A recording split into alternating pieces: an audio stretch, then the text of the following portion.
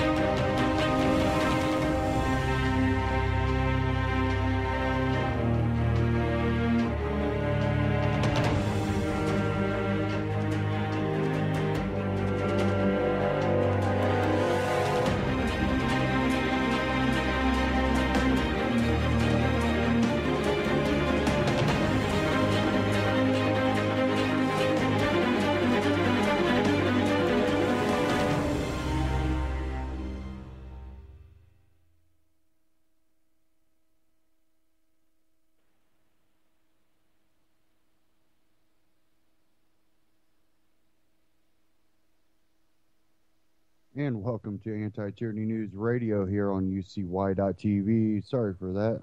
Had a problem connecting with the network there for a second. We're going to get on with the Baltimore riots, and we'll cover quite a bit of that. One thing, I've said this before, and I'll say it again, that the problem we have here is not going to be cured by anything that they're doing. You have corrupt police forces all around the nation. They enforce arbitrary laws against people. They take people's freedom away. They abridge people's rights. And they're also corrupt beyond what the state allows them to be corrupt, or, they claim to allow. They do let a lot of this go, unchecked. But in a lot of these big cities, there's absolutely zero respect for law enforcement. Definitely by minority communities, whether it be blacks, Hispanics, even the minority, or should I say, the poverty areas. And it's really not even race-based, it's the poverty areas. And, I can take you to a white poverty area that they're constantly harassed and abused by law enforcement too. And the problem is their response to people being upset is really never to hold law enforcement accountable. They instead ramp up law enforcement because of riots and all this. And I understand wanting to protect, but you're the people that they're against. So when you hit the streets, you're basically engaging in war by that point. That's how it plays out in the sociology and the mindset of people. And not only that, sometimes media, definitely mainstream media, definitely plays into that. And most people do not like mainstream media, even the people that that are not aware as much, but they understand that mainstream media is lies and making money off of them. And I have a clip and an article here from Ben Swan that I'm going to go over. There's some other stuff. There's pictures and footage you won't see on TV. Baltimore citizens are done with mindless rioters, and that's out of Infowars. Um, and I had another one here I wanted to cover. And we already know that they're initiating martial law like that. That's going to help the issue. It's your tyrannical police and tyrannical laws and rules that piss people off. So by initiating martial law, in a sense, a curfew, and bringing in troops, you basically you're part of the problem. You are doing exactly what is pissing people off. That you believe you have authority over others that never gave you authority over them. That somehow you are a superhuman that should have authority over others. No, you're just another human. But here it says, out of Infowars.com, report Walmart in Baltimore refuses ammo sales. Empty store shelves prevent concerned citizens from making purchases after riots. A Walmart in Baltimore is refusing to sell ammo to customers in the aftermath of riots that swept the city this week, according to journalist Charles C. Johnson. There's a screen clip.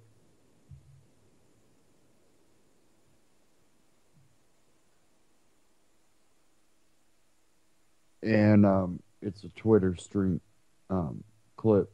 It's got a picture and then something here from Charles C. Johnson that says, so this happened when my Baltimore-based cousin went to buy ammo at a Walmart. It says here,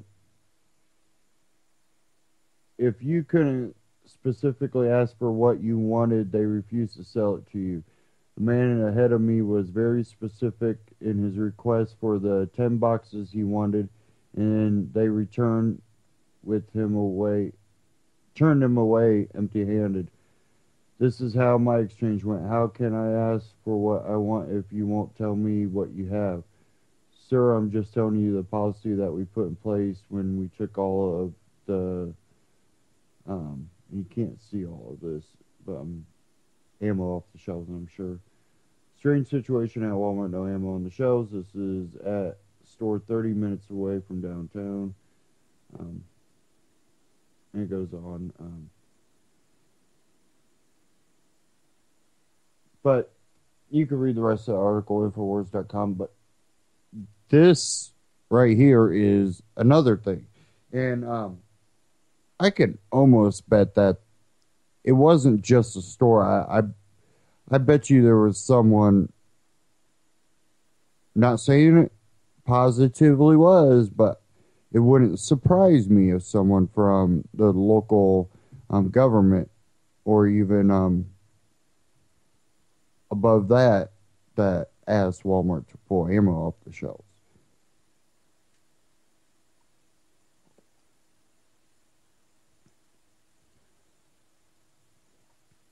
Now, I want to play this clip, and this is from benswan.com. It's a short clip. It's titled, quote, "You're making a fool of yourself," unquote. Garado battles protesters who want Fox out of Baltimore. It says here, Baltimore, Fox News, Gerardo Rivera arrived in Baltimore just before the Tuesday night curfew went into effect, and shortly after he went live, Gerardo was surrounded by protesters demanding that he leave. Gerardo was attempting to interview Maryland State Senate Catherine Pugh, Democrat. He quickly found himself in the middle of a group of protesters who were angry about Fox News' recent coverage. "Stop it," Rivera continued to yell at protesters. "You're making a fool of yourself." And I'll play a clip here.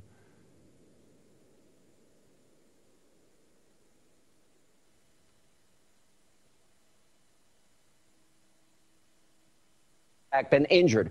We go right to the ground tonight in Baltimore with the very latest. Our own Geraldo Rivera is there. Geraldo. We are grown ass. Hey, Sean, it's a very excited crowd where I am standing right now as the deadline has come. The deadline has come, and now we will see if the people clear. I'm with the state Senate Majority Leader, Pugh. Come on, get out of the way, man. Get out of the way. Don't touch me. Well, I didn't touch stop you. blocking my camera. Stop blocking my camera. Come on. Come on, stop it. Stop it. You're making a fool of yourself. No, I'm making a You're fool making of a fool of yourself. Calm down. Just stop it. Wait a minute. We don't need your false I need you all to back up. Wait, all right. Stop exploiting black pain. Wait a minute. Stop exploiting black pain. We don't need Ronaldo. across the street. Ronaldo. We don't Okay. need false Come on. You got this black man protecting you from All right. black people. Sean, I'm with the state Senate Majority Leader to the, if we can get her away from these vandals here. Senator, I'm sorry. But we want. So here, turn around, Senator. We're live now. But Okay, we yeah. need. Okay, go ahead. I'm sorry. We want the media to move back. Okay, because people want to. They want to It disperse seems from the like they community. want trouble. No, they don't want trouble. They black people. no. Stop making money off of black pain. So tell me what Stop making money from what- Fox News off of black pain. where do we go tonight, State Senator Pugh? We want our people to go home, but we also need the media to move back because this is just inciting Right, so you people. tell me where to go. We'll go. Okay. We'll go. All right, come on, let's move over. Let's move over. Okay. Hey, All right. Geraldo, can you hear me? Yeah, that's true. Okay, here, here. Okay, Sean, I know that was very unpleasant, but it shows you the extent of the emotions. Well, it's a here. very emotional thing because Yes. people have been out here all day long. They've been demonstrating very peacefully. And, I think that what people see are camera lights. And when you see that, it incites people. But these people have been out here all day long just demonstrating very peacefully. And they're demonstrating because they care about their neighborhoods and they care about their communities. And what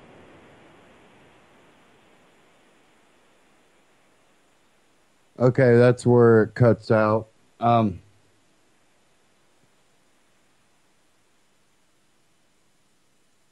It was pretty interesting, though. We know how Fox News likes to cover things, so not too big of a surprise. But when the spotlights are on, it does attract some of the crazies sometimes. And the thing is there's protesters out there that are being peaceful, that aren't part of the rioting, and they're going to be overshadowed. Fox News is, of course, going to cover all the bad people and make it seem like those are the only people out there.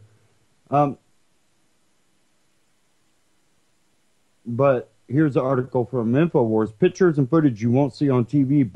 Baltimore citizens are done with mindless rioters. It seems that the lone Vietnam veteran who took a stand against violent looters Monday has inspired a real uprising in Baltimore against the rioters. Incredible scenes, underreported and barely covered by the mainstream media, unfolded just ahead of the designated curfew yesterday. At citizens lined up and even held hands in front of police lines, putting themselves in direct line of fire of bottles, bricks, and rocks being thrown towards cops. Their message to rioters was, enough with this shit. Baltimore citizens, there's some pictures here. Citizens lining up to protect the police in Baltimore. And there's some more pictures, and then there's some footage from AJ Plus on Twitter. People link arms, form chain between police and demonstration at Penn North Avenue.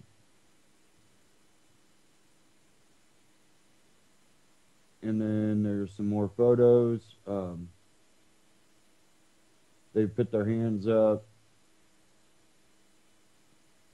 had kids handing out water to law enforcement, and others standing up in front of law enforcement and holding signs that say, go home. And then to the police, stop lethal force. So, sending a message to both sides. And that's really what needs to happen. It shouldn't be, all the rioters need to go home. No, everyone needs to go the hell home. The rioters, the police, and I'm sure there's a lot of people brought in from out of town. I can almost guarantee you that there are people brought in from out of town to help get this riot going.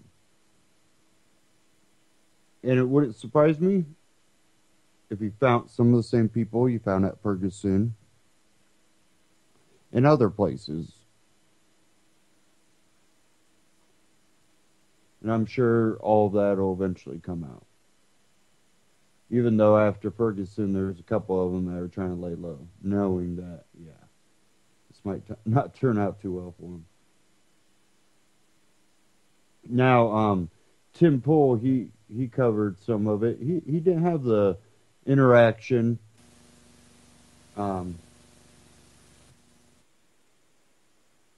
He didn't have the same interaction that Fox News did, but for probably a good reason.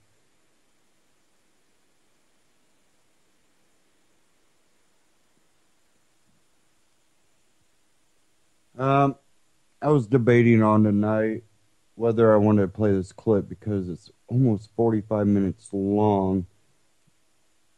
But this was an interview, and I think it's a very, very important interview.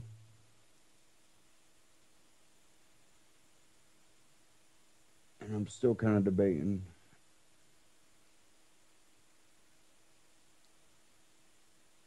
I'm going to play this one clip first from AMTV, and this is about the Baltimore riots. I kind of just want to cover this before we go on to the next one here.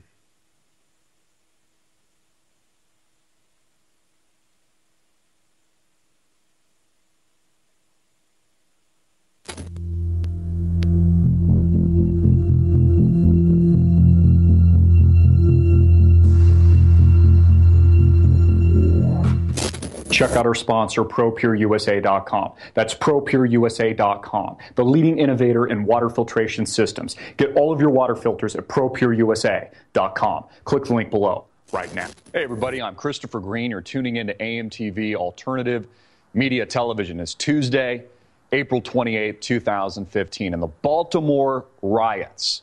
What you need to know. You know, it's amazing for a supposed Nobel Peace Prize winning president, Barack Obama.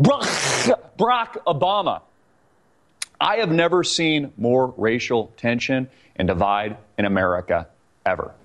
I mean, this harkens back to the civil rights protests of that era and might be worse than what we saw during the day and age of MLK. For a president that's supposed to unite Americans. Remember Oprah Winfrey crying in 2008, shedding tears, going to unite black and white, unite Americans of all races, has just turned into a shit show of violence.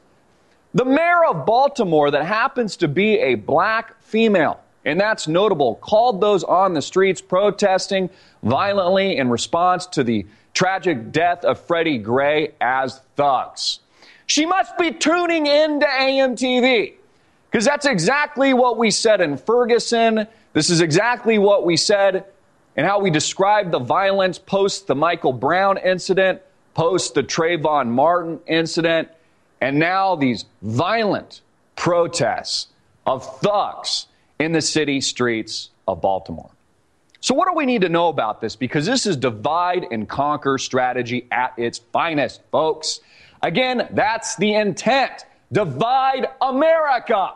The intent was never to bring us together. It's why the political elite put Barack insane in the membrane Obama into the post of office at the White House. So I want to read something to you that I caught on Twitter. If those who seek world dominion can stimulate leftist mobs into violent confrontation with local law enforcement and also provide exhaustive news coverage so that the entire nation can see and tremble, then the peaceful and freedom-loving majority can be programmed to accept a vast expansion of government powers and even a national police force offered supposedly to end the violence. Replay that. Back that up one more time. Again, I caught this on Twitter. I don't know who said it. I don't know if it's an excerpt from a book, but it is profound. And it's exactly what we're dealing with today. I also want to read you a quote from the VP of the Baltimore Orioles speaking, and this is a direct quote, speaking on behalf of the closure of the game. They had to move the game maybe to the Washington, I think, National Stadium. This is what he had to say about the Baltimore riots, these thugs on the street. Brett, speaking only for myself, I agree with your point that the principle of peaceful, nonviolent protest and the observance of the rule of law is of utmost importance in any society. MLK, Gandhi, Mandela, and all great opposition leaders throughout history have always preached this precept. Further, it is critical that in any democracy, investigation must be completed and due process must be honored before any government or police members are judged responsible.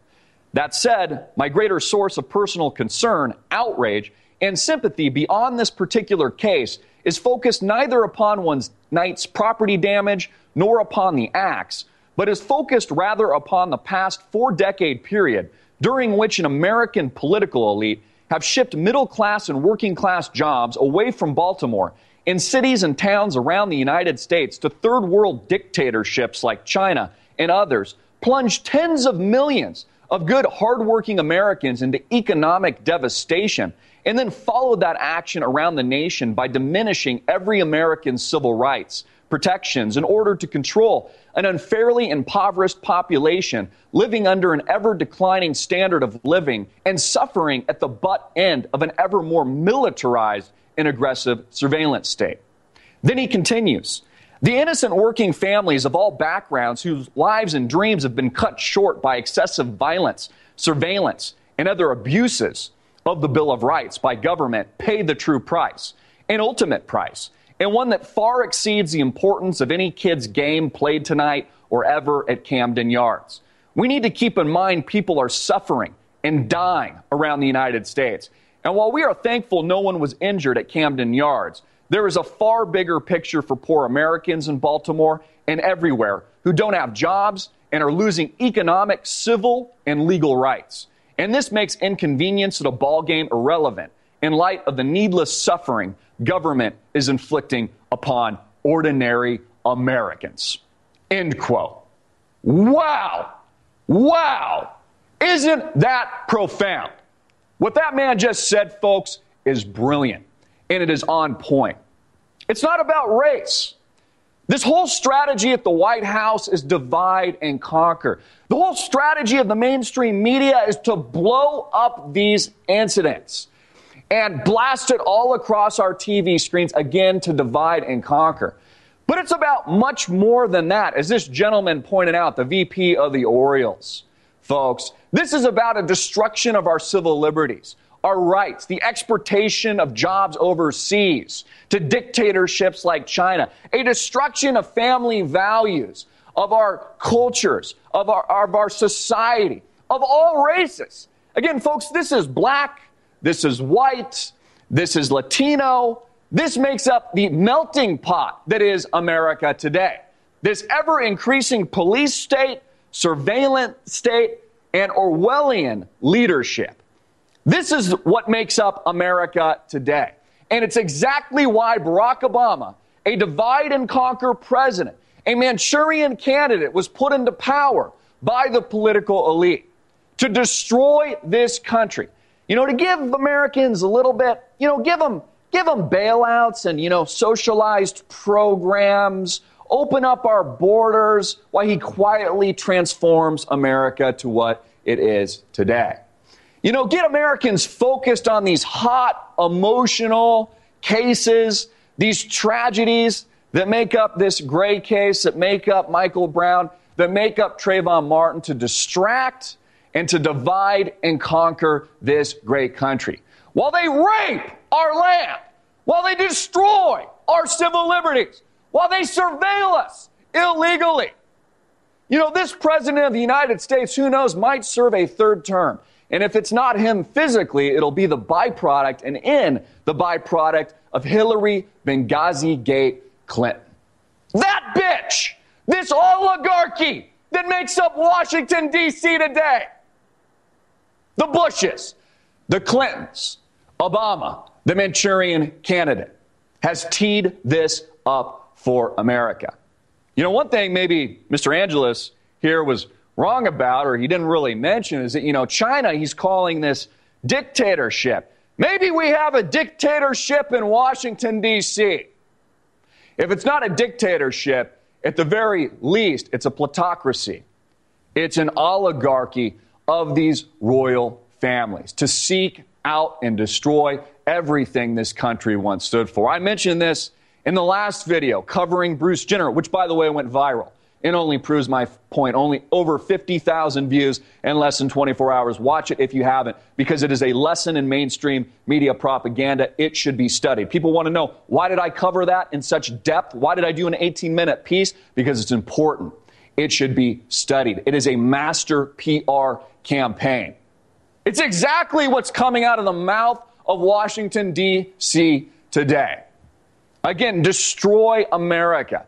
Destroy family values. Divide us through race. Blow up these stories, like the tragic case that makes up Mr. Gray, who severed his spinal cord due to at least what appears to be aggressive police action. And those people should be punished under the full extent of the law.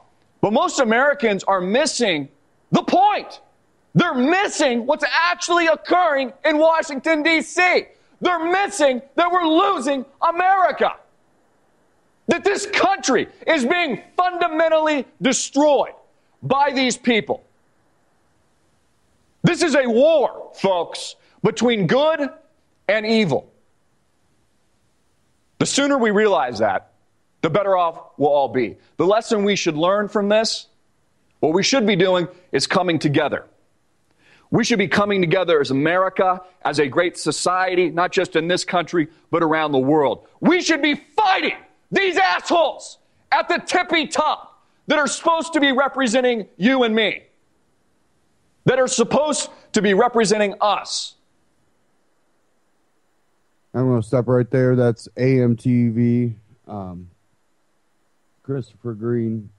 Go check him out on YouTube.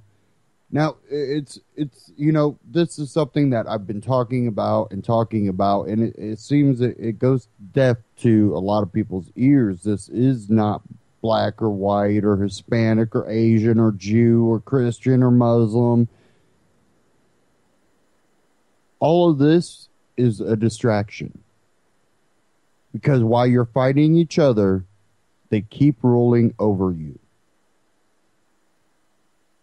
So it's time to really just get your head out of your butt and realize the people that are stopping you from creating wealth and a business for yourself is usually government and government regulation and permits and ordinances and crap like that. Who stops your freedom of travel? Government. Who prevents you from accessing things? Usually government. Whenever you allow anybody to gain arbitrary authority over you, they and hence become government.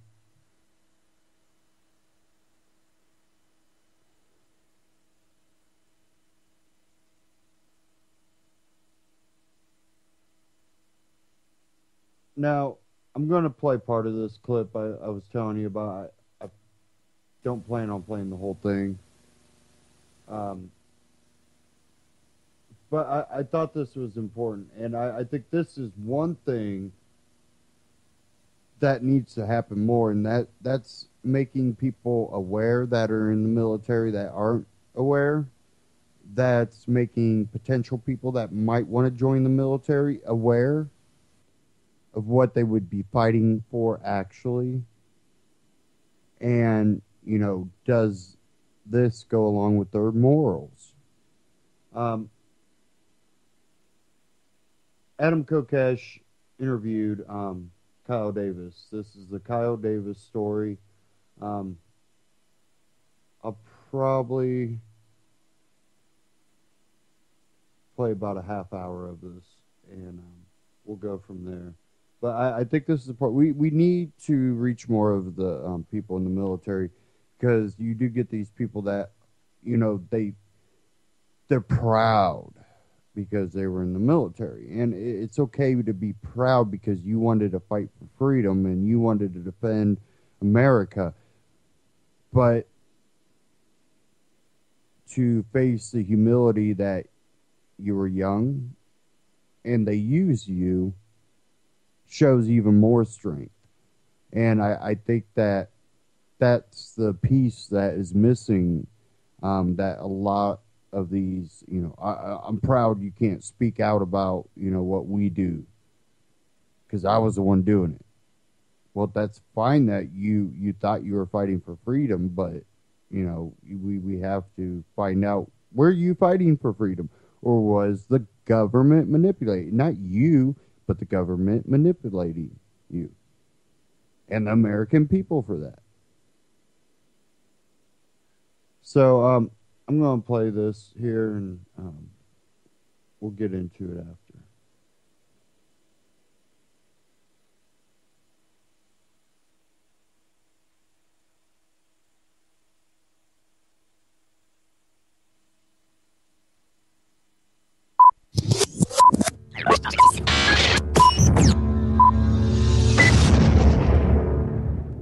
Hey everybody, this is Adam Kokesh. I'm here with Kyle Davis in Grand Junction, Colorado. We just had an awesome event here, thanks to him, on the American Campfire Freedom Tour, the Mesa County Library. And Kyle's got really an incredible story to tell. It might have been a while since you've seen two guys on YouTube wearing Iraq Veterans Against the War t-shirts, but yes, this is it, representing here tonight. And Kyle, I know people are going to be eager to hear about the personal development, the challenges you face after that, obviously running for office as well. Oh yeah, how that too. And everything. But first, I think people need to know your military background. First, where did you enlist and why? So let's see.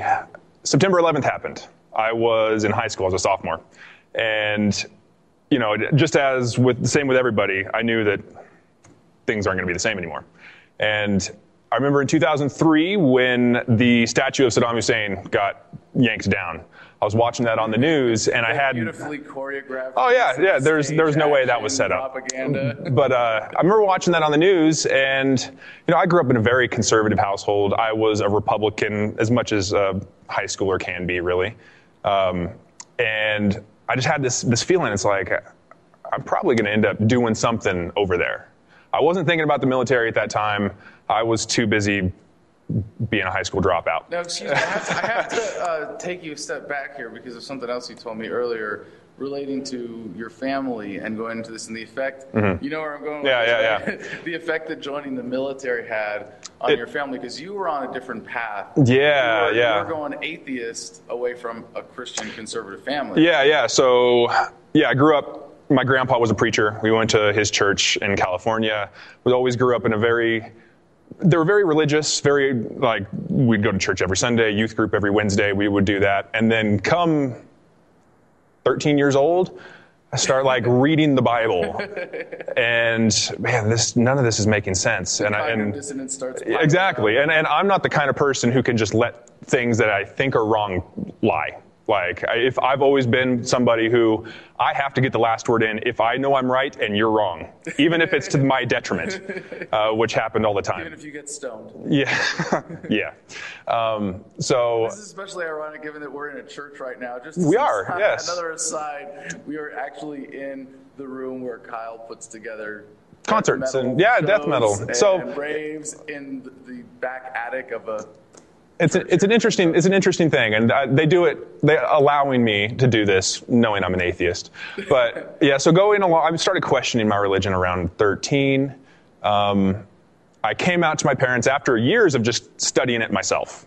Told them like I'm not a believer anymore, and they put the hammer down. I'm a cancer on the family. I'm going to rot in hell. I'm going to infect my brothers. I wasn't allowed to be by my brothers for much longer after that. So my relationship with my father was really fractured at that point. Then I turned 18 after dropping out of high school, getting my GED. I'm sleeping on a friend's couch, and I'm just stagnant, not doing anything, and I can't do that. Like, so I need something. To redeem yourself in the eyes of your conservative Christian family, you went off and... and like, Dad, I'm thinking about joining the military. And that was the first time my dad actually looked at me and talked to me. Because before then, it was like, okay. Be my son again. Yeah, and there was the beginning of that connection was coming back. And so I was reassured that this is probably the right decision for me. Plus, I had the feeling that I wanted to be a part of what was going on over there because I fully believed that what was going on was the right thing to do. So I enlisted. I thought about it for about 2 weeks, and then I was off. I'm the kind of person where I make a decision and I just go with it. Mm-hmm. So joined the military, went to Fort Sill, Oklahoma, did all my basic training and everything there. And first duty station was in Oklahoma. Everything I did was in Oklahoma, pretty much, which I know. I did my artillery training at Fort Sill, and to use the coarse military language that we did, if Florida is the penis of America, Fort Sill is the asshole. Yeah, we called it the armpit. Yeah, some stinky, sweaty, disgusting area is what that is. Well, were you in Lawton? Yes. Okay, yes, so I lived in Lawton. Okay, so we had the Marine Corps artillery school at the Army base. Yeah.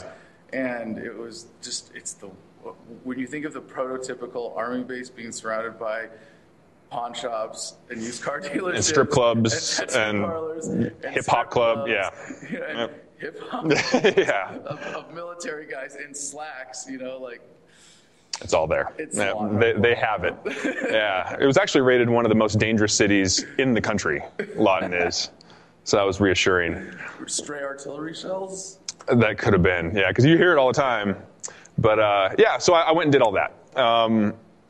In 2005, we got word that we were going to deploy, and I was transportation, I was artillery, because I was there at Fort Sill, but we reclassed as transportation.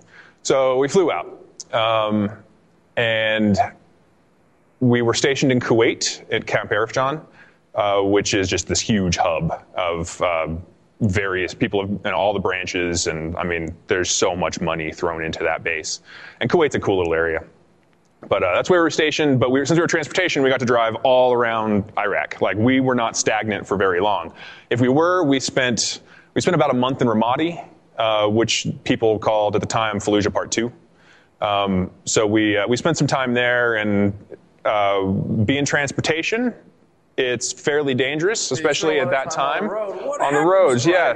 There's these people there who don't like us, and they try and blow us up. Oh, yeah, so it's a popular way to go about it. Martial law. Yeah, which it's weird because they're not a military, and they're fighting a military. And they were winning, If I may jump ahead, because I have to interject the big philosophical points every time I see it, just because it's so cool how you articulate that in connection to your story. When we, as people who believe in the real message of freedom as voluntarists, talk about national defense being conducted better without a military, in pretty much every situation where you've had an organized guerrilla resistance, you can see, and even in this modern age of the hugely mechanized, digitized military of the United States of America. It's still an uphill battle for the military. Well, no, who won? The insurgents. Oh, yeah, they won. Yeah, they won. Even just... Well, Halliburton really won. Yeah, you'll hear that we lost Vietnam. We lost Vietnam. You'll hear that all the time, but you won't hear that we lost Iraq. Not yet. Yeah, we still got some distance to place between us. To let go. Yeah. Some psychological distance. People to admit that they were wrong. Yeah, it takes a little bit, but. So what happens? You're driving in Iraq a lot. Yeah, so you encounter a lot of bombs, and over the course of a few months, we get hit quite a few times, and I never got hit directly, but over the just after 3-4 times, things apparently started to rattle around, and I got hurt. Started having seizures while I was in Kuwait. This is like. Well, I was in combat and just started having seizures. No, I mean, people were getting blown up left and right. Who cares? I'm in the middle going like, and what sucks though is that a lot of people were going the whole route of trying to go crazy because they didn't want to be there, and I'm like, come on, this is kind of ridiculous, and I got sent to Kuwait City first to do some tests, and then they sent me to Germany, and they said, if things turn up okay there, then you can come back. And still, despite some of the stuff that I was thinking and some of the things that I've seen, which already had me adjusting my perception of what we were doing, I still wanted to go back because it was kind of a source of pride. I didn't want to have my ego kicked. Yeah. It sucks. It sucks to all your buddies are over there still fighting, and you're getting sent home. Did you get a Purple Heart? No, never got a Purple Heart. That's kind of crazy. I mean, you have like a distinct wound. Yeah. Something that's wrong with your brain. But it was never one solid thing. Never broke the skin. Yeah. So I mean, because there's a lot of people with TBI who don't have Purple Hearts. Yeah. We had a guy on a team that was there with us who got like a nick on his cheek, literally like.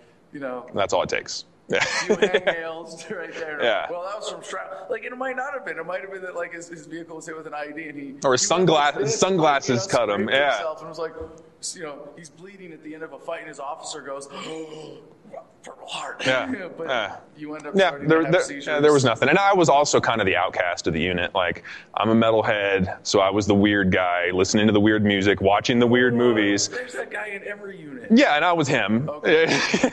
And that put me I was kind of ostracized, and not saying that had any factor in that, because I think anyone in my position probably would have.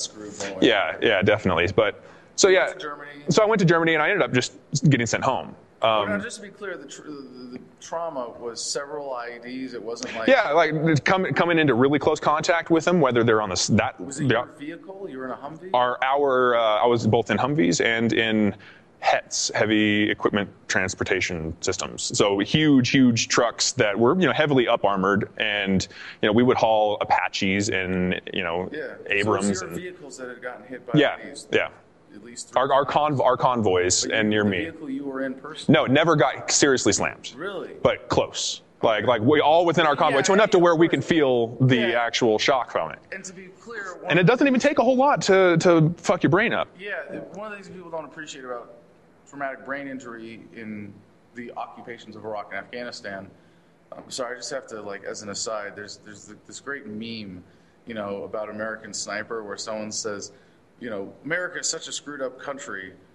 Not only will we send troops over to your country to kill a bunch of innocent people, but we'll come back 10 years later and make a movie about how killing your people made our troops sad. Sad, yeah. Yeah, so I just with that sort of, in mind, we're not trying to be like, oh yeah, poor us, because the victims of war are not. How would our attitude be toward a movie made about the insurgents? About how they feel. Yeah, killing American troops. Which are very real emotions. Not to say that the emotions that the people coming home with aren't real. PTSD is a real thing, but they have it too. Yeah. And they're living with this shit every day, around them. And by the way, I used to do a lot of work, for veterans specifically. I led a self-help group for vets with PTSD, and I can't really, in good conscience, say, we need to put a lot of effort towards taking care of vets when the government is still, producing vets with this ailment. Exactly. And just in perspective, 1 in 4 children in Fallujah now was born with birth defects. I mean, I was there. Depleted uranium. It is there. I'm sorry. I don't, hey, let us smoke pot, okay? But the idea of you want to build houses and spend millions of dollars helping out American vets, it's sort of like, no, that if you're aware of that situation, the victimization really needs to be put in perspective. It's there. But for guys like Kyle, the traumatic brain injury, what I just want to make sure people understand is that, for the artillery rounds that I was firing in training, it's a 100-pound HE bomb. It's an artillery shell that has a killing radius of 50 meters, a casualty radius of 100 meters, and the concussive effect that can literally rattle your brain is probably several hundred. And with the IEDs that we had, now I was very fortunate. I had a couple convoys that hit IEDs. I was like far enough away, didn't really get the effect, but I felt it. Oh yeah, you still. And that's the crazy thing is it's just like concussion. For an athlete, you don't know. Yeah. And it builds up, and then next thing you know, you're having seizures. Yeah, it's weird. I've had many imaging tests done, and it's hard to tell. Like, it really is hard to tell unless I'm in there, while I'm having a seizure. Then they'll be able to maybe pinpoint exactly what's happening, but they're so sporadic. And now you only experience them? Every 3 to 5 months. And I still get them pretty consistently, like no matter what medication they ever gave me. Right now I'm not taking any seizure medication because the side effects were worse than the seizure. So, and especially when I was going to school and I would take pills that would literally make me think, it would take me 10 minutes to try and form a sentence. I'm trying to write my history thesis, and like this just isn't going to work. So no more medication. We joke about pot, but it is really one of the great ironies of this point in American history that you've got the conservatives who are go troops and go global war on terror and pro freedom, and there are all of the two primary specific conditions. Well, you could say three that troops are coming home from these wars with that it benefits all of those almost only by pot, at least very uniquely, and that's PTSD. And for PTSD, as I've dealt with, it's a symptomatic treatment. It's not a cure, obviously. For guys with chronic pain, there are a lot of people with back. My back was a little messed up, not terrible, but I understand. Your posture when you're with a flat gear and Kevlar, and plates, and you're strapped into a Humvee all day, whatever it is, or with weight on your back. Now those guys come home, and it's the kind of strange chronic pain where marijuana really is the only safe thing. Knees. Knees are still bad. Without combat, just the kind of rigors they put you through. And the other one is traumatic brain injury. And there's so many things that, so Kyle, if you would, for you, what role has marijuana played in dealing with seizures? So at first it would seem like they were it was reducing the frequency. But as it turns out, that really wasn't playing effect. But I will still have a seizure. I'll still have them every 3 to 5 months. And little different ones. Like when I have a seizure, it's a grand mal. So I'm down on the floor and I'm, full muscle spasm. And when I wake up, it feels like someone has the back of my eyes in a vice and they're just twisting. And I can't stop writhing because my muscles are just in so much pain. So I will grab a pipe and I will take 2 hits off of it and just kind of try and lay down. And it's like someone takes a healing blanket and puts it on me, and I just feel it all throughout my body. I'm able to relax, and I'm able to eventually fall asleep, which is the only thing that I really want to do after that because I'm in a lot of pain, and that's the only thing that'll put me to sleep. I've tried taking, the Xanax and the Ativan right afterwards, and that doesn't help the pain. This has multi-functions, and it's been the closest thing to a miracle that I have experienced. Yeah. And I can tell you from experience, just from when I did the peer support group in D.C., vets who come home and turn to alcohol, or even the prescription crap they give you at the VA. Like when I went in and told them I was having trouble sleeping with PTSD, they gave me 5 prescriptions, 3 of which had suicide listed as a side effect. And I go, great. And I could tell that the guys that turned to the synthetics would crawl into bottles and destroy their lives. And the people that smoke pot, at very least, can step back and address their problems from a rational perspective. Exactly. And talk them through. So what out of all this, how did you not come home loving this war? Why did you join IVAW, you freaking commie traitor? I had a platoon leader, his name escapes me, but he was definitely a lefty, and he wasn't a big supporter of the war, and I was always kind of confused as to why he joined the military in the first place. But he was noticing some of my conservative leanings, and but he also noticed that I wasn't dumb. Like I had a certain intellect about me. The weird guy usually is the smart guy. Like I listen to the death metal, but he maybe has some brains. So he started giving me, some of his literature that he had, and he had a bunch of Noam Chomsky, which valid points. A lot of the stuff, I'm not completely anti Noam Chomsky, but he's a socialist, but some of the footnotes are really what got me. I started, I'm a footnote maniac. So I start, researching footnotes. And in the back of one of the books he gave me was Ron Paul speech was given as a footnote. So I go to the computer lab and start looking at some of his speeches and reading some of his writings. I'm like, wow, a lot of this is actually kind of making sense. And then I start seeing things, like what really gets me thinking is seeing kids with, assault rifles going in and shooting at us. And they have no chance. They're an 8-year-old, 11-year-old kid, and they're going up against this giant military force. What is motivating that? What is that breaking point where they say that this is what we're going to do? At what point, putting myself in their shoes, do I reach that point? So I'm like, none of this is right. Like, I don't like seeing 8-year-olds and 11-year-olds shooting at us. I don't like seeing 8-year-olds and 11-year-olds die. And I'm a part of this. I'm a part of either the reason why they're doing this or just the reason they're dying. So I'm uncomfortable. And I start listening to Ron Paul and reading Ron Paul and kind of other footnotes. And that's kind of got the wheels turning. But I'm also in it. And I don't want to be the guy who's changes his mind right there and all of a sudden starts preaching anti-war when I'm just right there. So I'm kind of quiet about it for a little while. And I come out and that's when I really start researching even more. And then I realize that this whole, just like religion, conservatism just starts not to be consistent. It was the inconsistencies in the Bible that really got me to start thinking this can't be right. It's the inconsistencies in conservatism that made me think this just can't be right. And so I start looking for different outlets. And I saw a stump speech here in Grand Junction, actually, by some members of Iraq Veterans Against the War. And I'm like, this is 2 years ago, I would have been, fuck these guys.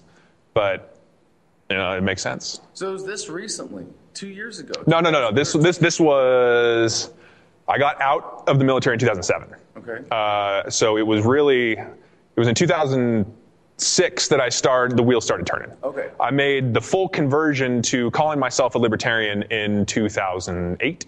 Okay. And 2 years before that you were thinking, that you thought wouldn't have been ready to hear this. Exactly. Yeah. So I would not have in any way been able to handle that. I probably would have went up on stage and made a fool out of myself.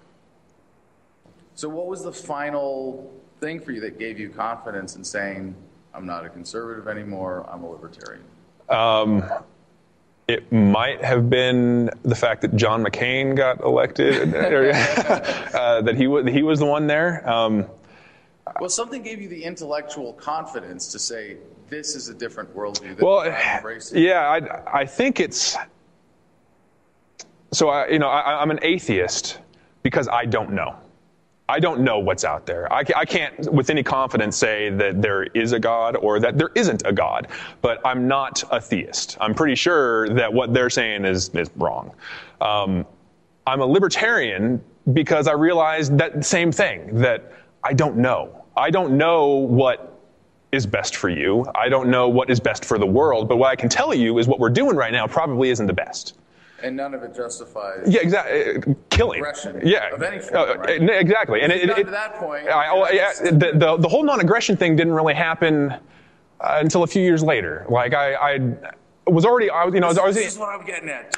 To the bottom of the rabbit hole. Exactly. So there's the constant evolution, and I'm still not done. I'm still not done growing and learning. And one of the quickest ways to make sure that you are right is to speak out publicly, because people will tell you if you're wrong. And I was really good at speaking out, and people would tell me I'm wrong. And You've probably already left a comment in the comments below about how wrong he is. And I'm sure you've probably seen a few in past videos. I don't know. I think everybody who watches this YouTube channel, they agree with me on everything. I'm sure, right? Yeah, even stuff that contradicts the other stuff. But that's it. Really, like, as soon as you start speaking out, people are going to start correcting you.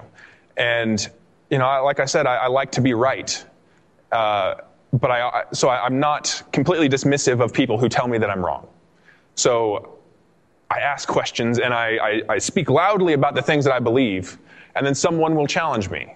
And I immediately know when they have something right because I start stuttering or I start start backtracking or like not really knowing what to say. When someone presents me with something, I have something for it. Right. When they present me with something I really don't have an answer for, I'm uncomfortable and I don't want that feeling again. So I'm going to keep looking into it. So I was very public, very, very loud in college when I started college as soon as I got back out of the military. And the evolution just kept going. And really it was Stefan Molyneux who got me to accept the non-aggression principle. Mm-hmm. And I came across him because I was doing a presentation on what libertarianism is. And he popped up, and I've been hooked on him ever since, even though he's wrong on a lot of stuff, and he's too white for me sometimes. But the tour of the colonies accent. Yeah, but it's a constant. I'm consuming as much information as I can. Still, to this day, I'm consuming books and videos and engaging with people whom I agree with and who I disagree with, because that's the only way that I can confidently build myself up to where I want to be as right as I possibly can be. And so I'm not afraid to be wrong. And I'm probably wrong on most everything, and I'm okay with that. So there's been a part of your personal development as well that's in line with some of the more recent themes of my message and exactly freedom in particular. Can you talk about how you've been able to connect that message of social freedom or larger external freedom to internal freedom? So joining the military for me was not necessarily motivated strictly out of fear or hate, but they were factors. There's that fear of what's going to happen if we don't go over there. There's the fear of what's going to happen if there's another 9/11. What's going to the hatred of the people who did those types of things. So those were all factors. Coming out of religion, even and I was an angsty teenager when that was happening. So yeah, anger was definitely a factor. Do you mean metalheads are? Yeah, that happens. Metalheads sound angry, but it's really because they're tender souls expressing exactly frustration with the harshness of the world outside. And we just like banging our heads. But sometimes there's anger. Yeah, and also it's a positive outlet. It is a way to channel whatever emotion it is that you have into just rocking. And that's it. And I've always found solace in that. And I found part of this is that Kyle is in a band here. If you want to, check out Murder Cafe. You won't like it. But you'll love it. The motivating factors for a lot of things have been anger, lashing out. One of the common arguments against atheism or atheists is, why are you so mad at God? And it's like, well, I'm not mad at something that doesn't exist, but I was angry at being lied to. Yeah. I was angry at being forced to be something when I was too young to even make the decision myself. So yeah, I was angry at those around me, but I think it's natural, especially when you're younger. Teenagers have all the hormones that are mixed, all those weird cocktails in your brain, and you just get angry. And with age comes experience and a little bit of calm. And we've been doing yoga. Yeah, well, exactly. Which I'm actually 6 months in, and I feel great. And that actually has helped, just because it's focusing on what is good inside of you, and there is so much good inside all of us. So the trying to get people to realize That one, you don't have to hate. You don't have to be afraid, because as soon as you start living your life afraid, then you start making rash decisions, and you really start, that's when aggression starts. And you start being aggressive towards other people. And that's why we are in where we're at. Because there's not a realization that people even really are being aggressive.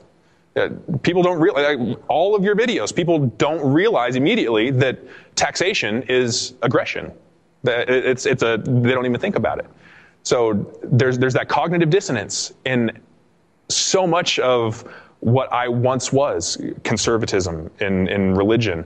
And coming out of that, after going through the stages, and I think it's completely natural to go through stages. There's stages of grief, there's stages of anger, there's all this kind of stuff. Oh, yeah, no, and just so people appreciate this, one of the reasons I want to bring our audience stories like Kyle's is to show that there's this process. I mean, for me, it was a 10-year one. Yeah, it's not like a light switch. It included going to war in the process, exactly. Especially when it includes giving up a religious belief. And it doesn't necessarily for everyone, but anytime that you give up what you built up in your mind, not in reality, but in your mind, was a piece of yourself, and you give that up, and you have to let it die because it's based on a faulty foundation.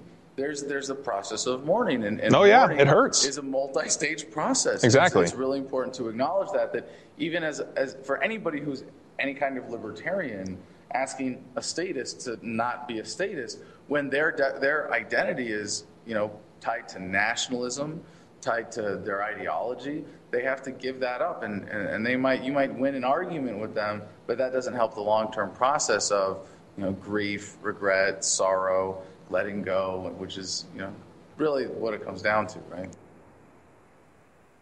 Okay, I'm going to stop it right there. You can watch the rest of this interview if you go to Adam Kokesh's YouTube page. And I believe he also has it up at thefreedomline.com. So go check it out. Watch the rest of the interview. It's about 44 minutes or so, something like that.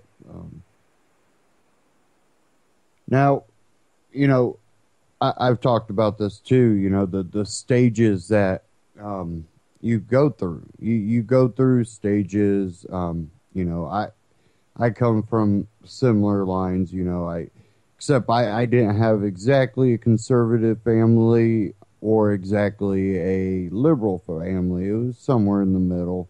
But, it was one of the type of things, though, my grandfather, he was in World War II. You kind of had this national pride type deal, and you see 9/11 and you just automatically believe whatever you're being told because it's a crisis and you're young. And, I was very close to joining the military, and something just told me, I already had this libertarian type philosophy, and I've told this story before, but I kind of had my own libertarian ways of thinking, and I knew things were wrong. I knew the public school system was completely a fraud. I understood that the government always has some other hand that they're playing, and I really didn't understand it fully when I was at that age, but I had that gut feeling and that, somewhat knowledge of how things were working, and, it continued to grow, but, I was, Republican for freedom, for business, free markets, but, you keep growing and you realize that, that's not what the GOP's for. You watch people like Ron Paul being the only Republican really truly speaking out and being consistent and not being bought out. And when you see that, and you know, looking at the '08 election and you're the Ron Paul, you know, the Tea Party, modern Tea Party movement that started behind Ron Paul for '08. And you watch 2012 happen and how you're by 2012, you know, we realize that, you know, this system is rigged. And then you watch the RNC convention, Republican National Convention, and you watch how the Ron Paul people were treated and all the sneakiness behind the scenes and the teleprompter that already had the yays.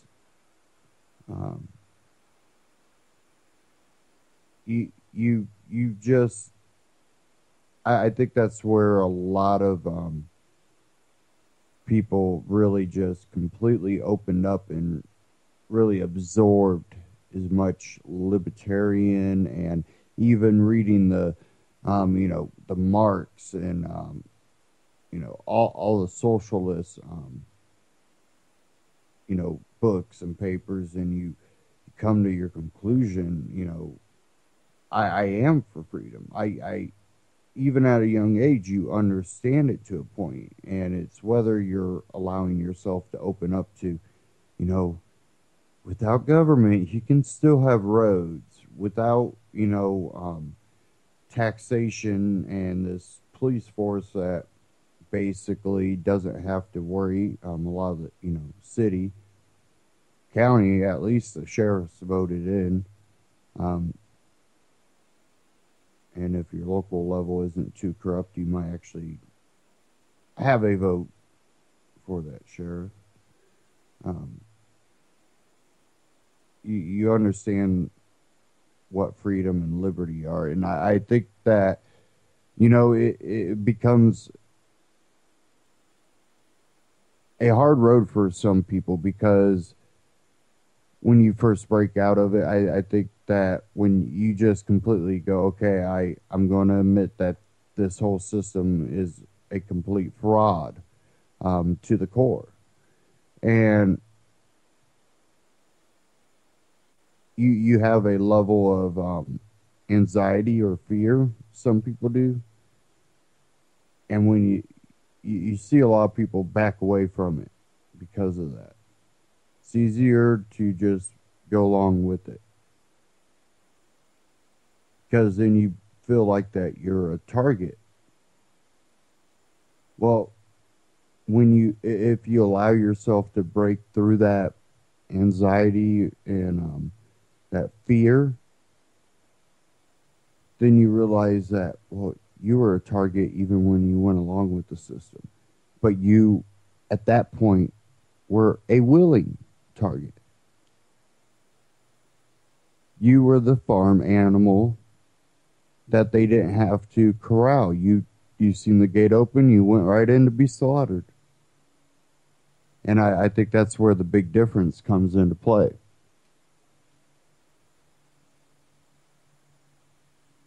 Now, I'm going to move on.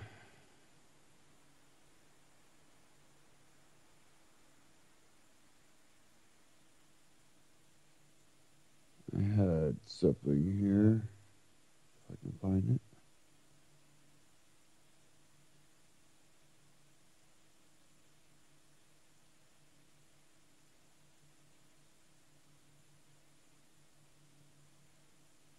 Find out what tab I had it in.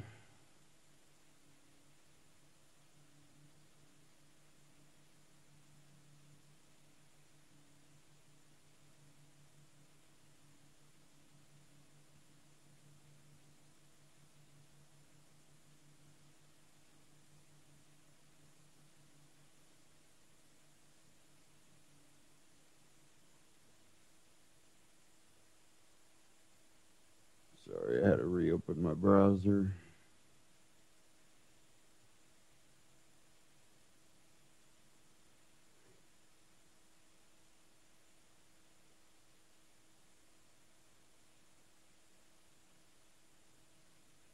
Okay.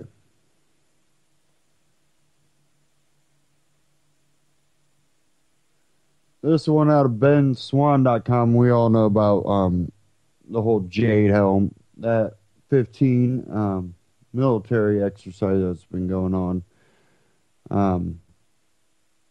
And this is, I believe, a 9-state exercise.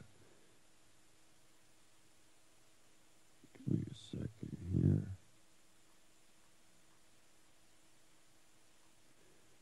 Okay. Texas governor to send troops to monitor Jade Helm military exercise. In response to online conspiracy theories and outrage over planned military exercise known as Operation Jade Helm 15, Texas Governor Greg Abbott has stated that members of the Texas State Guard will monitor federal troops in Texas. In late March, Barry Dunnigan reported on the exercise for benswan.com.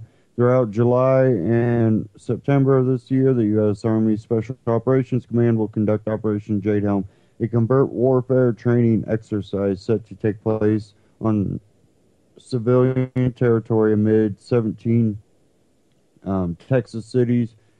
Houston Chronicle notes that Green Berets, Navy SEALs, Air Force, and Marine Special Operations will be taking part in the program and will attempt to blend in with civilians to test their covert warfare capabilities. Newsmax pointed out the fact that Texas's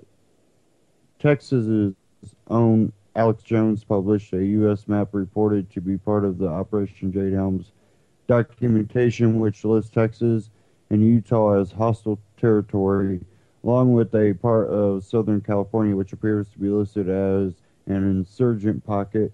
Jones characterized the effort as an invasion of Texas and claimed that the program is an attempt to prepare for the implementation of martial law in places like Texas and Utah, where large numbers of citizens associate their right-leaning groups like the Tea Party. Operation Jade Helm's documents also refer to coordination between the military and law enforcement, raising concerns that some elements of the training exercise might run afoul of the Posse Comitatus Act, which bans the military from participating in law enforcement activities on U.S. soil. Abbott sent a letter to Major General Gerald Betty of the Texas State Guard, ordering the Texas military to monitor the federal troops throughout the 2-month exercise. During the training operation, it is important that Texans know their safety, constitutional rights, private property right, and civil liberties will not be infringed. I am directing the Texas State Guard to monitor Operation Jade Helm 15, Texas Governor Greg Abbott. The Houston Chronicle reports that 2 Texas counties, Victoria and Goliad, have already had their portions of the exercise canceled without explanation. Army Special Operations spokesman Mark Lastoria said troops would practice emerging concepts in special operations warfare.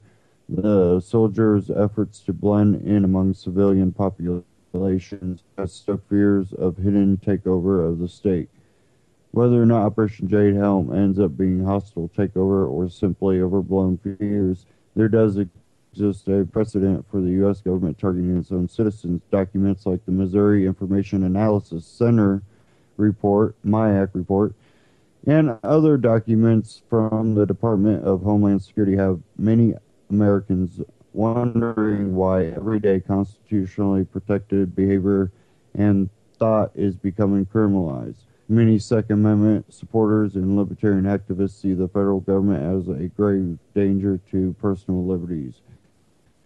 What are your thoughts? Is Jade Helm a concern or just another conspiracy theory lacking evidence? And I'll give you my take on this. I think that it's a combination of both. I don't think it's going to be anything but just a training exercise, but at the same time, they're preparing their troops for this, and all they need is some crazy incident to happen. And things like what's happening out in Baltimore, Ferguson, and when you see these groups behind it, groups like the socialist and communist groups,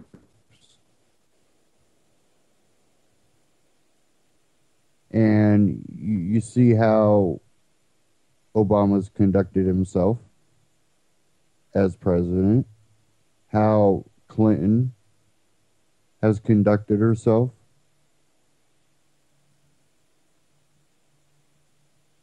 When you see the groups emerging, definitely from the Democrat Party, but even the progressive Republicans, they go along with it because, well, they're fascists and it's closer to communists and socialists and freedom.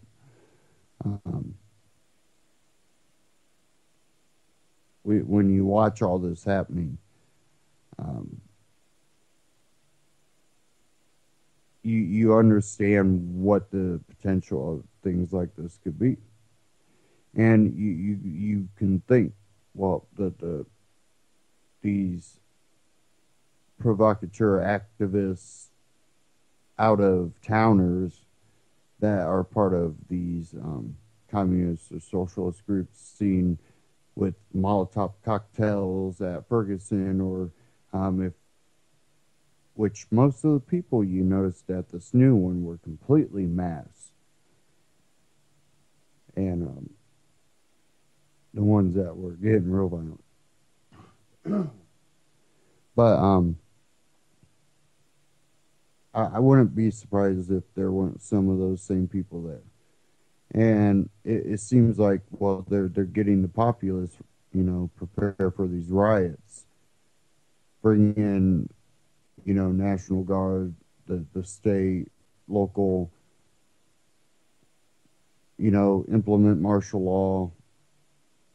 I think that things like Jade Helm set a precedent for more of these Baltimore Ferguson, and they're using divide and conquer to do this. And all it's doing is making them more powerful. Unless the total population understands that you can't ask government to fix themselves, because their very existence relies on how much power they can contrive.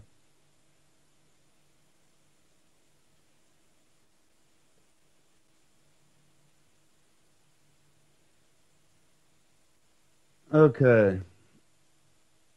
Where are we on time? Okay, we're still good.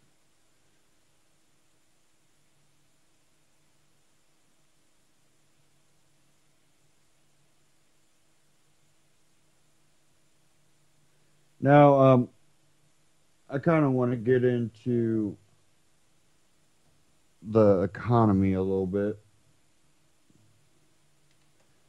And I got one article from the economiccollapseblog.com. I also have a clip here.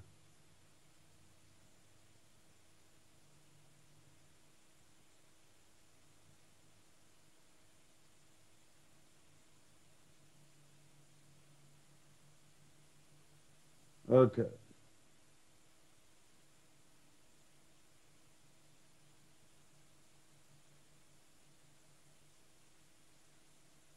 The article that I'll get into is 11 signs that we are entering the next phase of the global economic crisis. But first, I did have one from Christopher Green from AMTV, the Black Swan coming soon, Wall Street Black Swan. And this all ties into, and we've known now for quite a while that what happens on Wall Street no longer absolutely can have anything to do with the actual economy. And but what it can do, if you watch it closely, is see when they're creating bubbles. But you also have to see how the public reacts with these bubbles, and if they really interact, or if it just becomes more of a corporate bubble, which corporate bubble will still hurt you, but if you're the one that's engaging in other bubbles, it's going to hurt you, which many people, that's why the housing crisis, many people were highly engaged in that. The buyers, the banks, the makers, the builders, everybody was engaged in that. And it's a little different when it's just numbers on, going across computers. It's more when it becomes physical. But I'll get into this here with Christopher Green.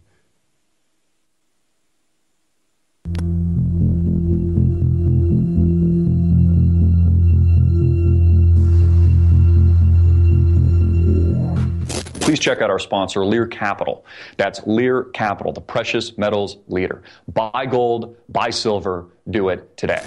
Hey everybody, I'm Christopher Green. You're tuning into AMTV, Alternative Media Television.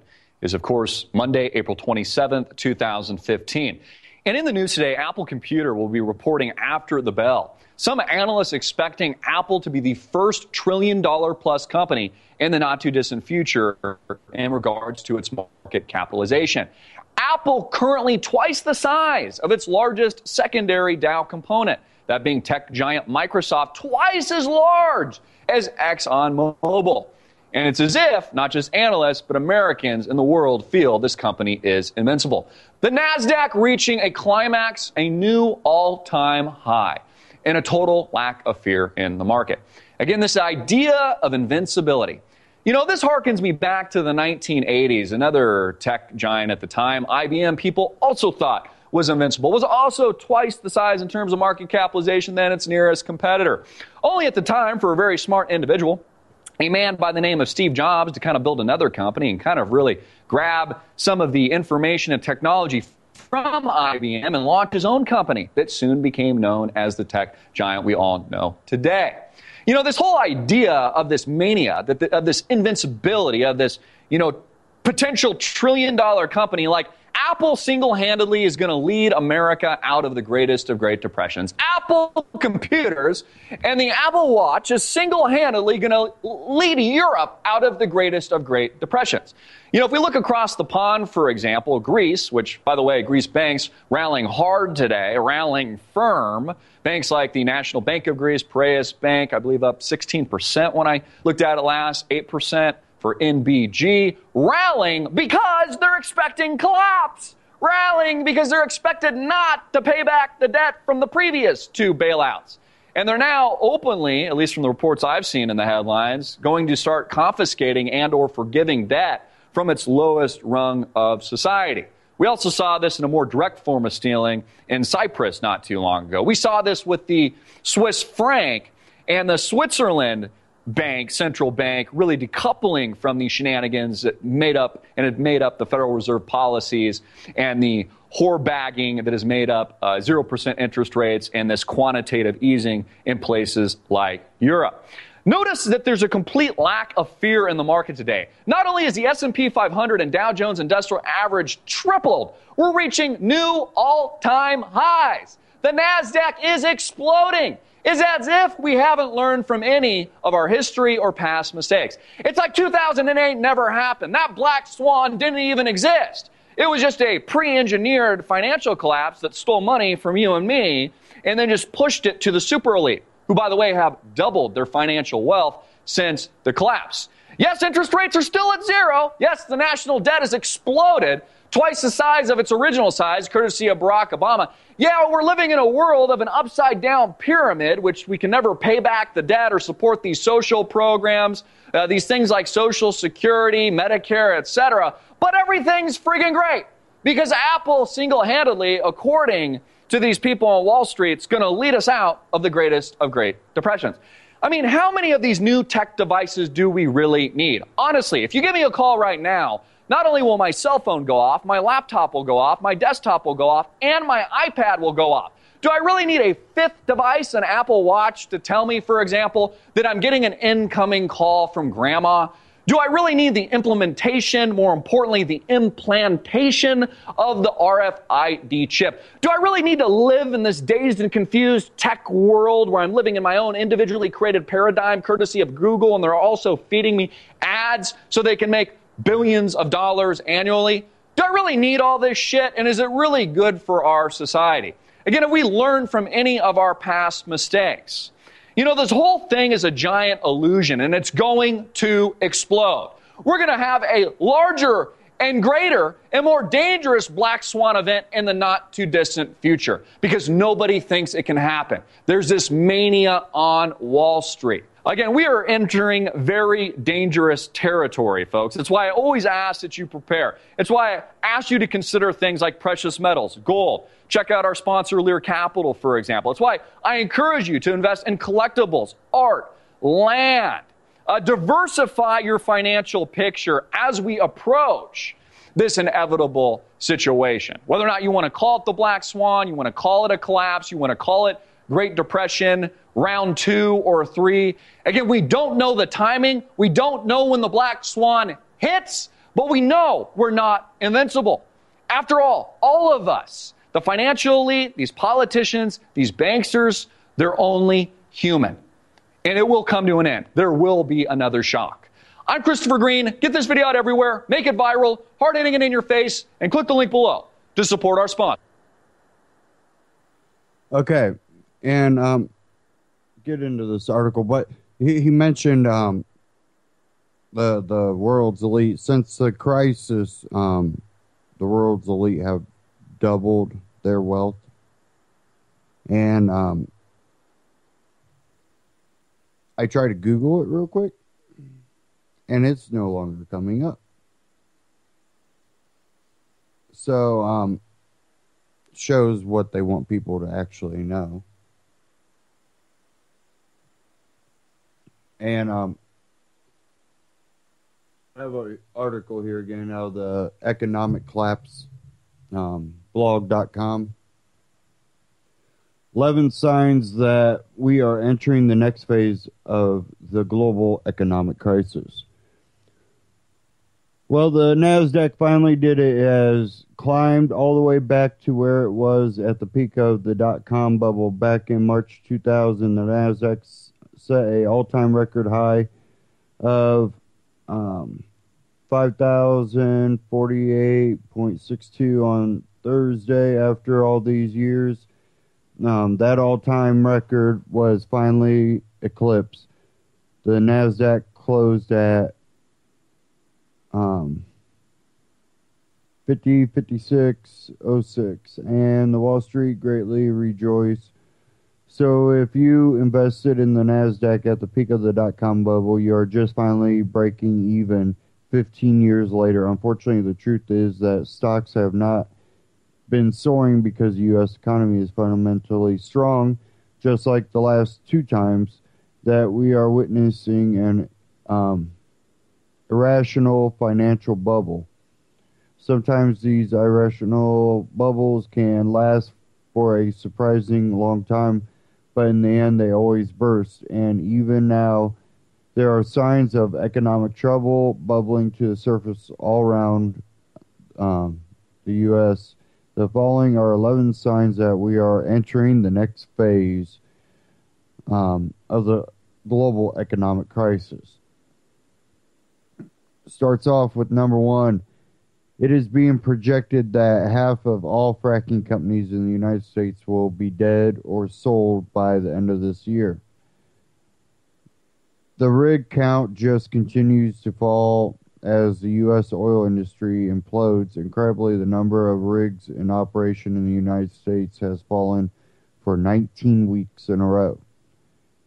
McDonald's has announced that it will be closing 700 poor-performing restaurants in 2015. Why would McDonald's be doing this if the economy was actually getting better? As I wrote about the other day, we could be right on the verge of a Greek debt default In fact, we learned on Thursday that the Greek government has been running on empty for months. Greece warned it will go bankrupt next week after failing to stump up enough cash to pay millions of public sector workers and its intentional or international debts. Deputy Finance Minister Dimitris Martis set alarm bells ringing yesterday when he declared the country has been running on empty since February. With a debt repayment deadline looming on May 1st, Greece faces the deeply damaging prospects of having to snub its own employees to make a €20 million payment to the International Monetary Fund, IMF.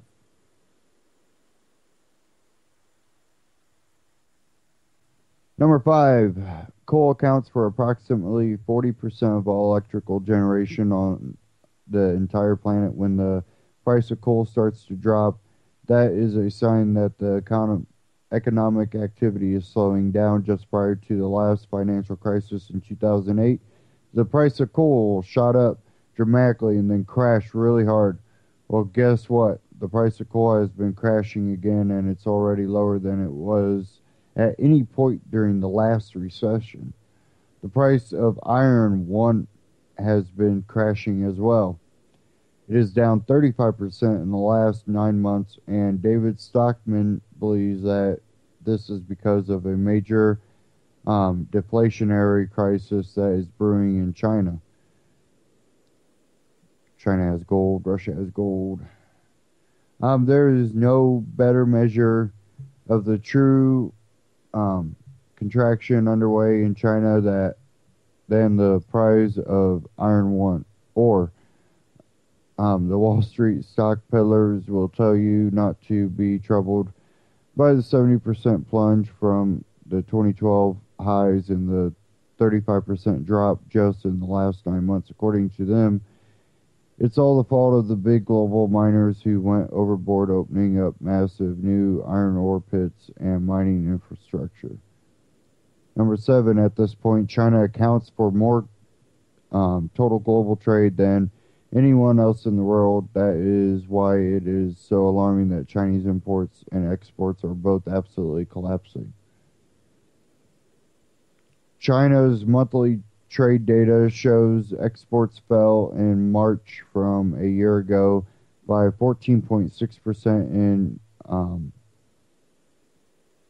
yen terms, compared to expectations for the rise of more than 8%. Imports, meanwhile, fell 12.3% in yen terms, compared to forecasts for fall of more than 11%. Number 8, the number of publicly traded companies in the United States that filed for bankruptcy during the first quarter of 2015 was more than double the number that filed for bankruptcy during the first quarter of 2014.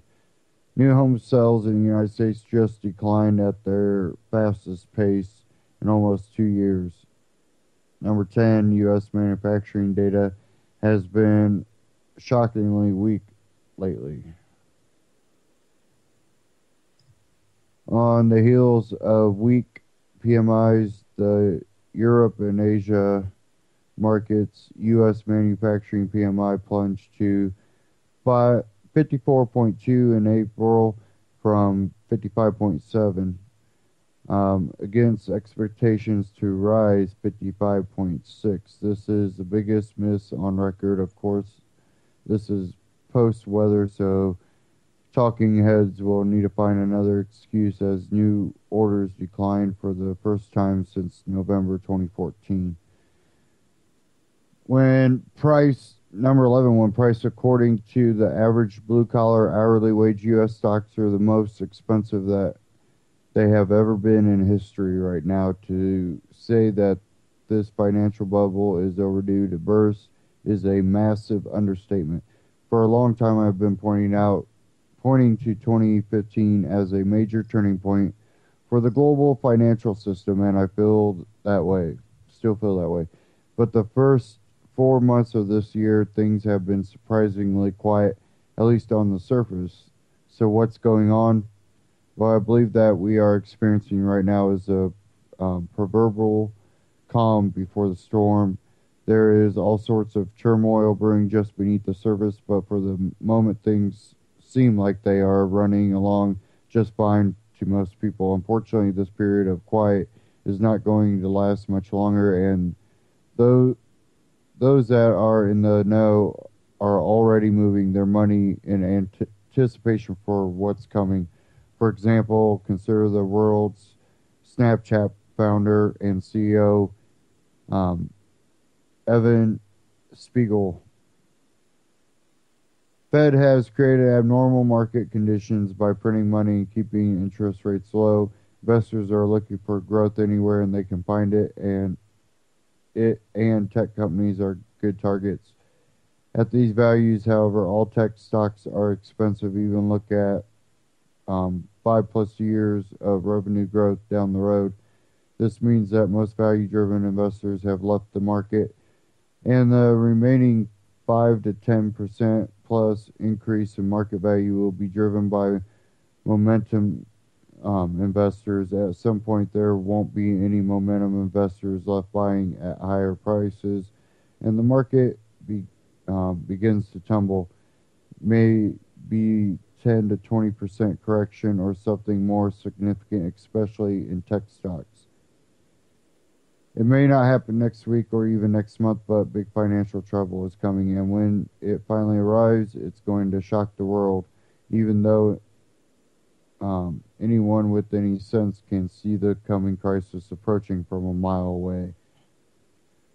You can go check that out at the economiccollapseblog.com, and they really do cover the economy pretty well. And, this is something that I've seen coming.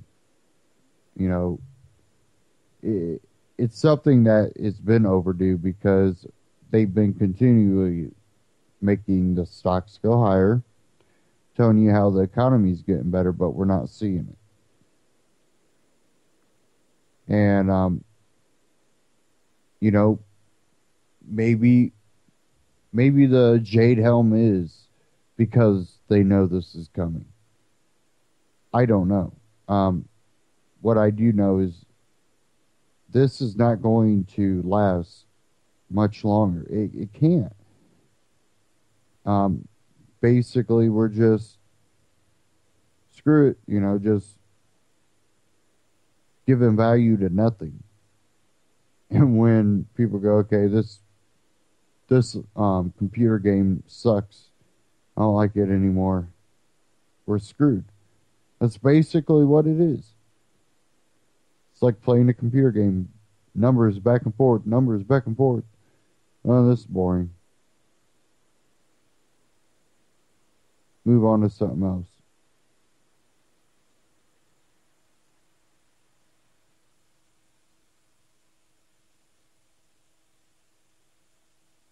Okay.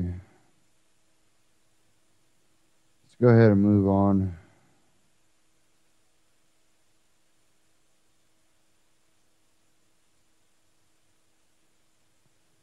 I had one clip. It was kind of short. Let me see if I can find it.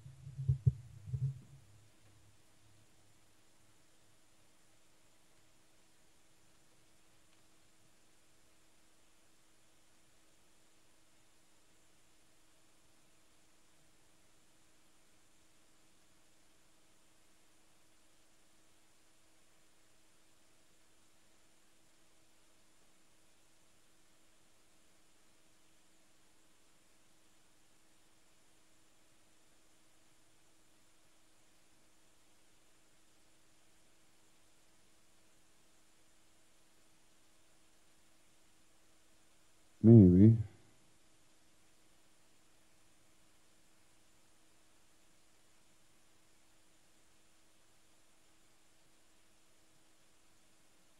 If this is gonna...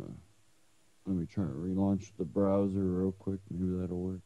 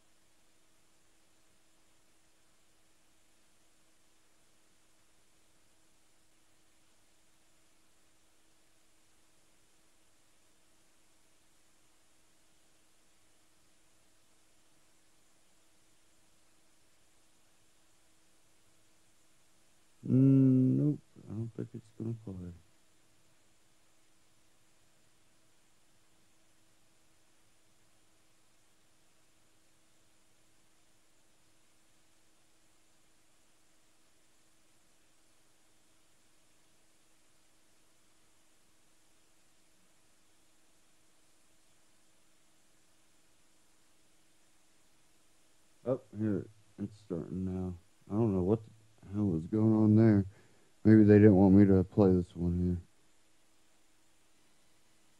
here. It's RT International, 10 minutes past the hour here in Moscow. The U.S. administration has proposed co-financing projects with a new global development bank spearheaded by China. The offer is an enormous U-turn in Washington's stance on the Asian Infrastructure Investment Bank. U.S. officials had previously voiced their displeasure when the UK, Germany, France and Italy agreed to work with the bank. Washington had slammed the move, saying the constant accommodation of China is not the best way to deal with a rising power.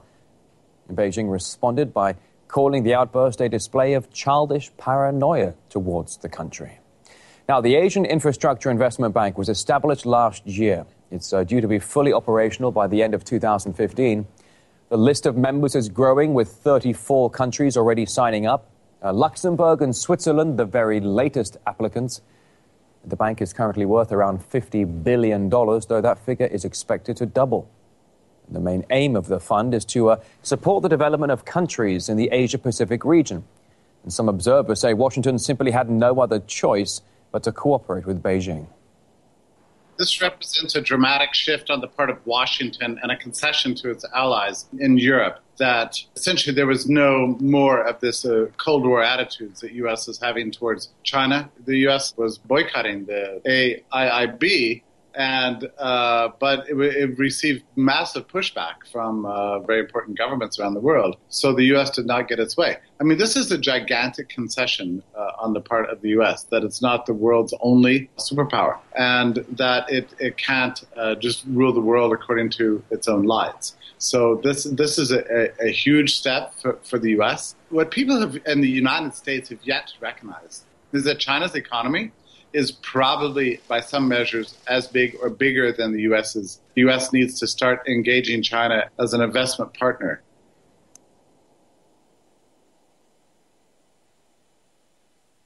Okay, now, where I see this going is that the U.S. understands that we are about to basically be bankrupt. We're already running on it. We're just piling on debt. We don't do anything else but pile on debt.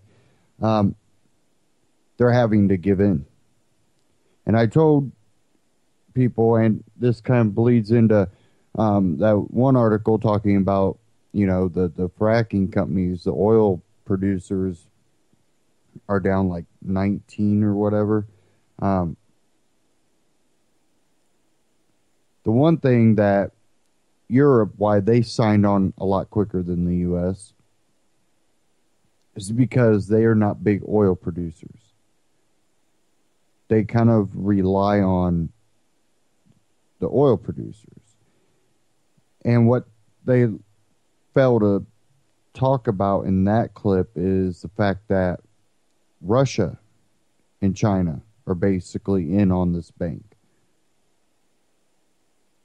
And they are bringing on the EU countries. And now you have the United States kind of allowing this, okay, we're going to go along with it, because there's a realization that our economy is going to not be worth anything. And the thing about this is, this could be the end of the U.S. dollar for the petrodollar in the world. And you think our economic collapses have been bad? Wait until you see the U.S. become that second, third world country. And I think they're trying to prevent the third world by going along with this to hopefully be allowed to be, kind of, well, we got military stuff over here. We could provide some of that. We'll be your buddies. Don't let us crumble over here. And I think that's what a lot of the Ukrainian stuff going on, a lot of what's going on over in the Middle East, and the partnering between China and Russia, and the hoarding of gold by China and Russia.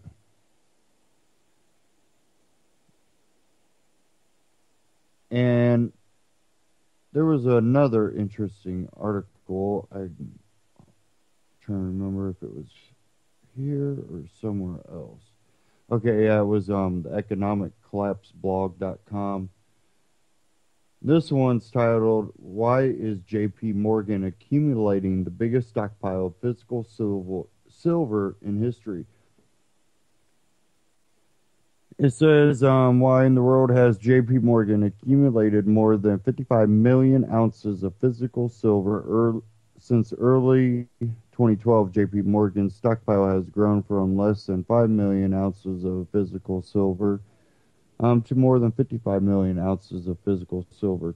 Clearly, someone over at JP Morgan is convinced that physical silver is a great investment. But in recent times, the price of silver has actually fallen quite a bit. As I write this, it is sitting at the ridiculously low price of $15.66 an ounce. So up to this point, JP Morgan's investment in silver has definitely not paid off, but it will pay off in a big way if we will soon be entering a time of great financial turmoil. During a time of crisis, investors tend to flood into physical gold and silver. And as I mentioned just recently, JP Morgan Chase Chairman and CEO Jamie Dimon recently stated that there will be another crisis in a letter to shareholders. Some things never change. There will be another crisis, and its impacts will be felt by the financial market.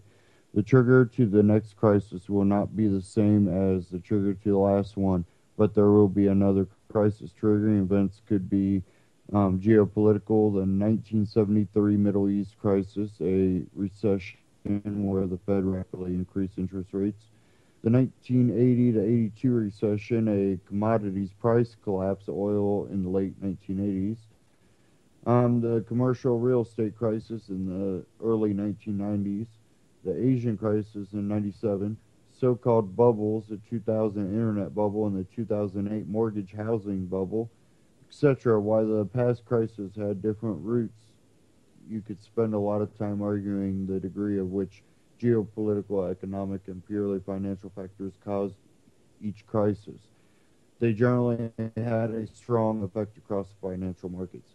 And Damon is apparently putting his money where his mouth is. If Damon believes that another great crisis is coming, then it would make logical sense to stockpile huge amounts of precious metals.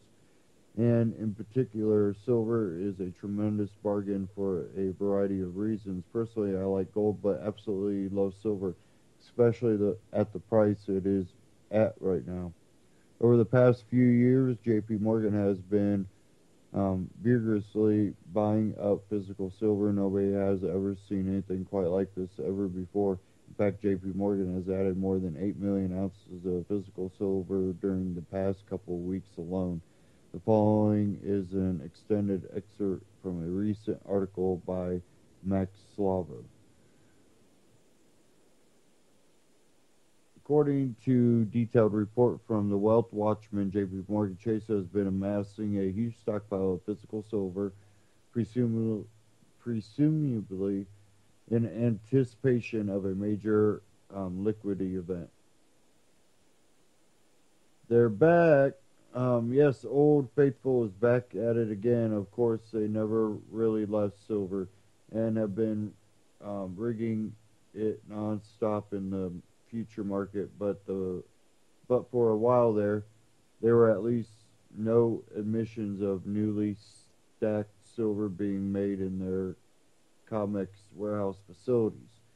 Yet, after a 16-month period of dormancy within their COMEX warehouse vaults, these guys have returned with a vengeance. In fact, our old buddies at JP Morgan Chase not only see value in silver here, but they're currently standing for delivery in their own house account in such strong numbers that it commands our attention. Let me show you what I mean. Here's a breakdown of the COMEX's most recent silver deliveries to JP Morgan. April 7th, they got 1,110,000 ounces, 1,280,000 ounces in April 8th. April 9th, they got 893,037 ounces. April 10th, 1,200,224 ounces. April 14th, 1,073,000 ounces.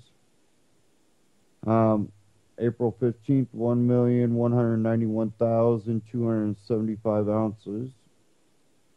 April 16th, 1,183,777.295 ounces.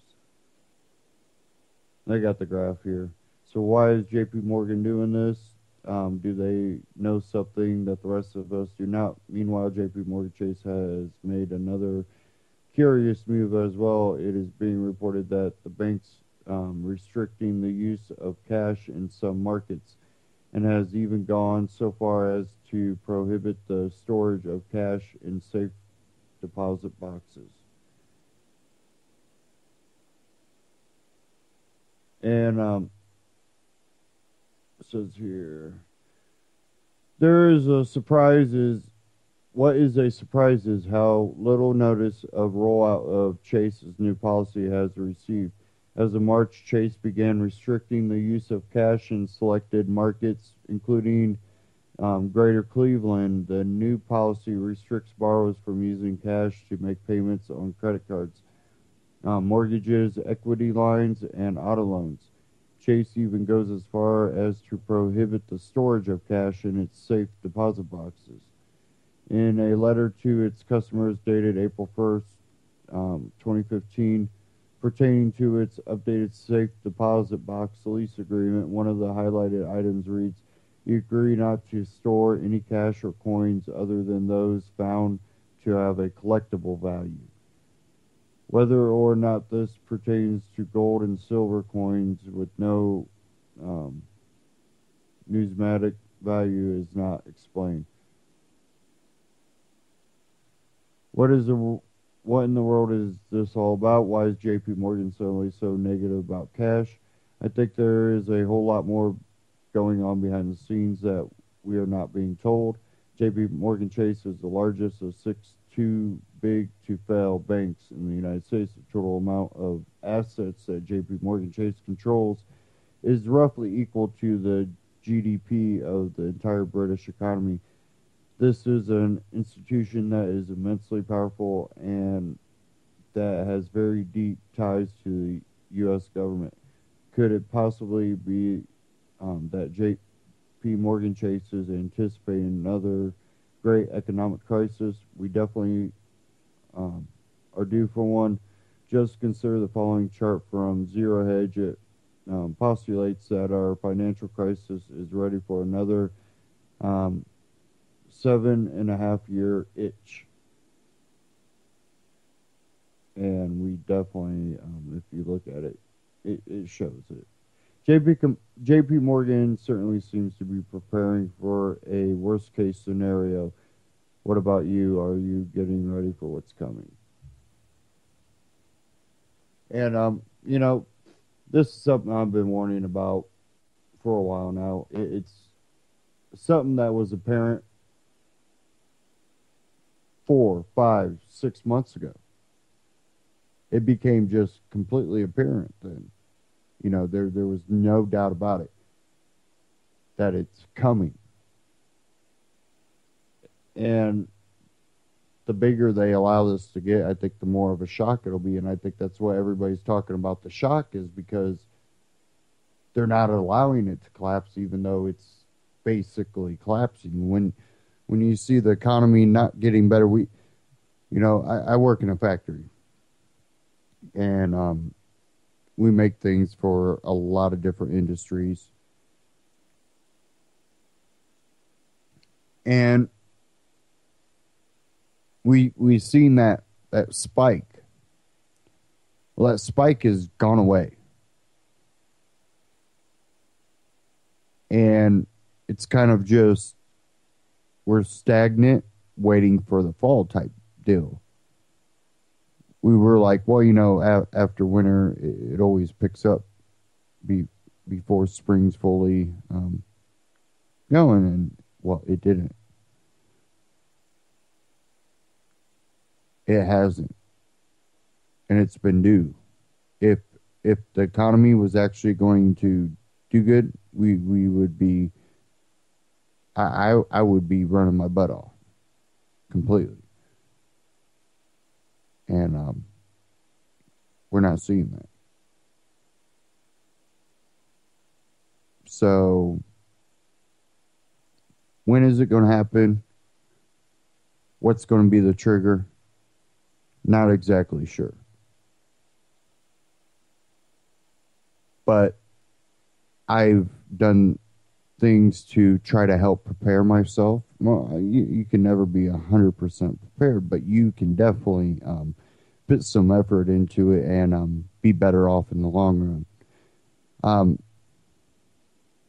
That kind of leads me to, since we're coming up to the end of the broadcast, I want to tell everybody about the UCY store. Go to ucy.tv and click the UCY store tab. UCY has partnered with Amazon, and you get the same great deals, same shipping rates, and at the same time, UCY gets a little kickback. And UCY has put together their own little store, and it's one of the best collections of camping, prepping type gear, and one of the best I've ever seen out there. And they also have a little section for radiation preparedness. And I think that's also something that a lot of people forget about. And, that has a great collection there of things that you can get. And again, it's the great prices that you get from Amazon and this shipping rates. And UCY gets a kickback to cover operating costs. And since we were talking about, gold and silver, if you go to antityrannynews.com/metal, it'll take you to Moggy Metals. Moggy Metals is a company that I personally use and choose, and really great prices, great rates, and they allow you to buy small amounts at really, really good prices. And they now introduced a bulk buying program that allows you to get even better prices when you're buying it in bulk. And I thought their deals before they did that were great. And with the bulk buying, that brought the prices down quite a bit. So go check them out. antityrannynews.com/metal and ucy.tv and click the UCY store tab. And make sure that you and your family are prepared for, any type of crisis that may occur, whether it be... Thank y'all.